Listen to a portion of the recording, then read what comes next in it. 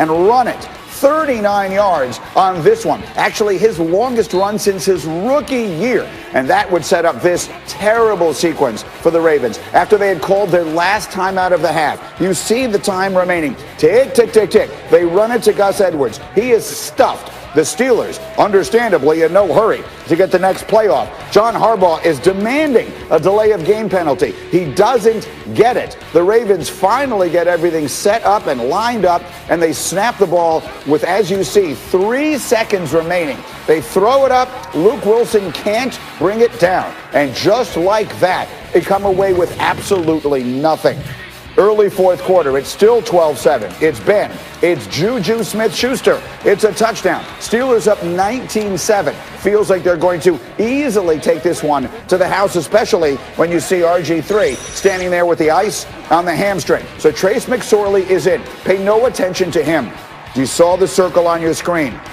That is Bud Dupree, the outstanding pass rusher for the Pittsburgh Steelers. Down he goes, no contact. They fear it's an ACL. Schefter will have the latest coming up in just moments, but that would be a devastating loss. Meanwhile, next Ravens drive. How do the Steelers allow this? Hollywood Brown faking people out and going to the house. 70 yards. Trace McSorley's first career touchdown pass. Ravens within 19-14. Just over 2 minutes left. Steelers trying to run out the clock. Oh, what a dangerous throw. Ben throwing it up, but James Washington, strong hands, securing that as the Steelers eat up the clock. And here's the one that puts it out of reach. Benny Snell driving forward on a 3rd and 1. They rule it a first down.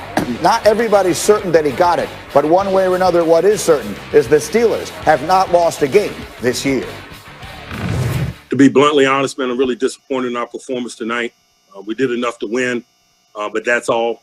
It was really junior varsity, to be quite honest with you. Not a lot happened tonight to be proud of or to be excited about. You had some red zone failures and a number of drop passes. What do you attribute that to? Anything in particular? Us sucking.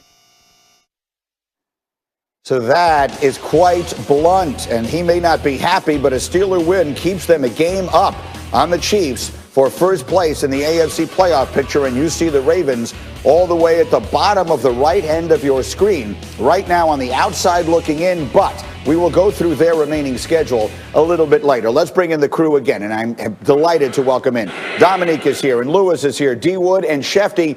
I will come to you in a moment on the terrible injury news for the Steelers, but let's just start big picture here. The Steelers 11-0. Why, Dominique, do you think Mike Tomlin was so upset?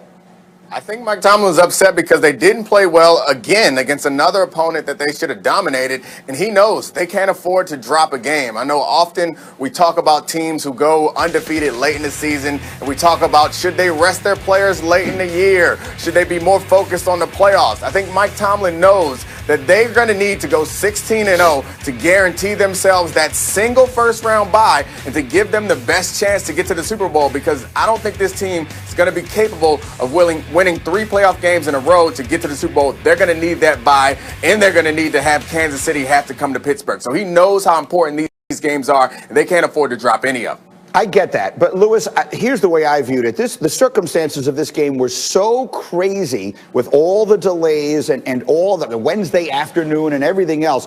To me, it felt like just getting the win felt like enough. Did you think it was as alarming from a Pittsburgh standpoint as Tomlin seems to have?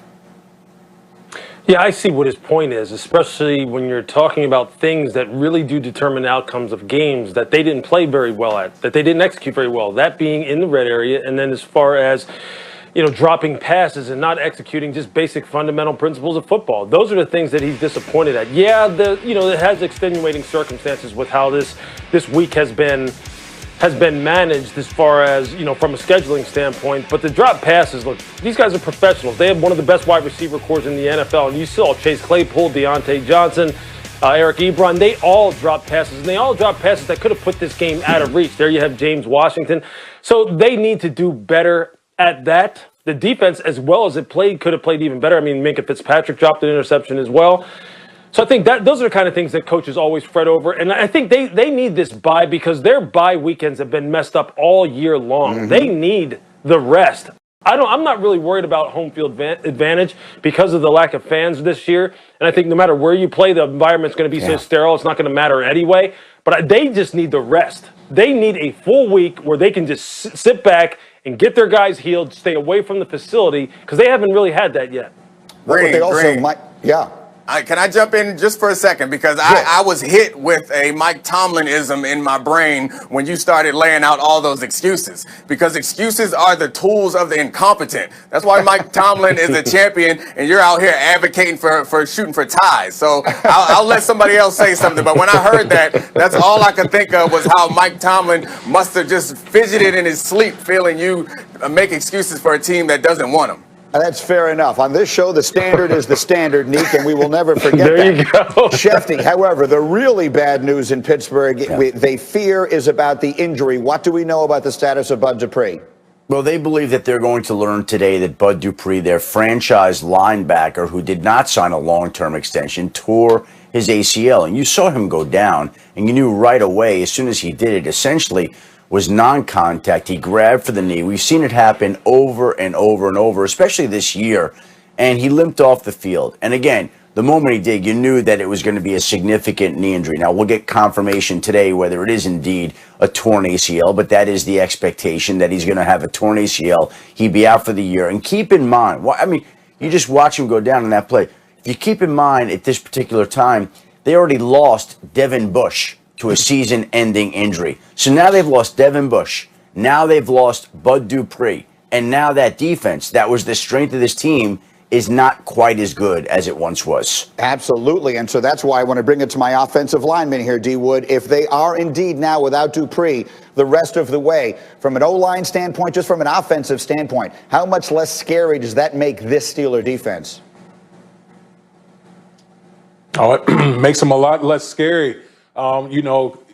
Because when you look at it now, you had two guys that were terrorists coming off the edge in T.J. Watt and Bud Dupree. Now, if I'm an offensive player, hey, we can focus our attention on T.J. Watt, trying to take him out the game plan. And if you don't have that rush that the Steelers are known for, because they lead the league in sacks, if you don't have that rush, that pressure that they generally been able to get, this is a different Pittsburgh Steelers team. And I know they got guys on the back end, but when you can't pressure the quarterback, that leaves you highly susceptible to the passing game and having a lot of success. So those two injuries, man, particularly Bud Dupree, I think it's going to be a difference maker as far as that Pittsburgh Steelers defense. And Neek, at the risk of drawing the ire of Tomlin again by projecting forward, that does feel particularly important if we are already thinking about them against Kansas City, right? The ability to get pressure without bringing additional people, that could be a devastating loss.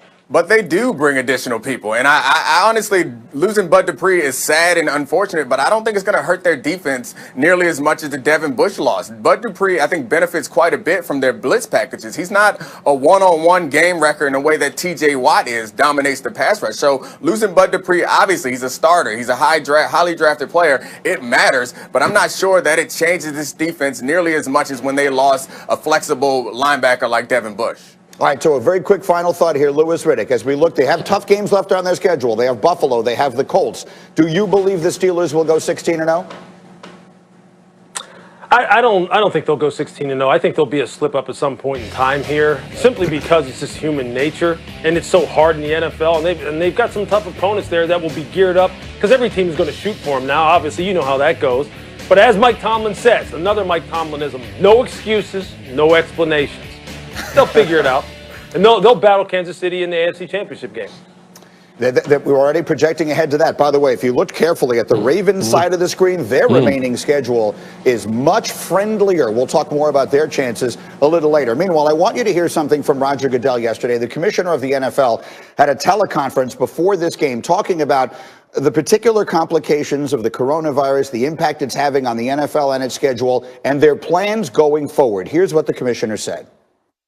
Let me be crystal clear, as we have been with our club since last March. Health and medical decisions have and always will take precedence over competitive considerations and business interests. As we discussed in October at the Fall League meeting, we will not postpone or reschedule games due to COVID issues affecting multiple players, even within a position group, if we feel comfortable that the rest of the team is not at risk. And of course, this was a week in which the Broncos played basically without a quarterback, and this game got pushed all the way to here. Shefty, what have you been hearing around the league about what the commissioner said? Well, essentially, this headline to me of what he said was that there are no plans for a postseason bubble. We've heard people talk about the fact that perhaps a bubble could be introduced like the NBA did when it sent its players to Disney World in Orlando. That's not going to happen in the NFL. NFL teams exist in their own little bubbles, and they're not impermeable where they don't come into contact with other people. There are kids that go to school, they're in contact with their wives, their girlfriends, whatever it may be. But Roger Goodell made it very clear yesterday that there are no plans right now for a postseason bubble. Now, as it pertains to why the Broncos played their game on Sunday without quarterbacks and the Steelers and Ravens pushed their game off, it's about identifying the virus, isolating the virus, and containing the virus. If the league has done all those things, as it did in Denver and didn't in Baltimore, then the game will be played. It's a complicated question, Shefty, but you talk to so many people. Do you sense a feeling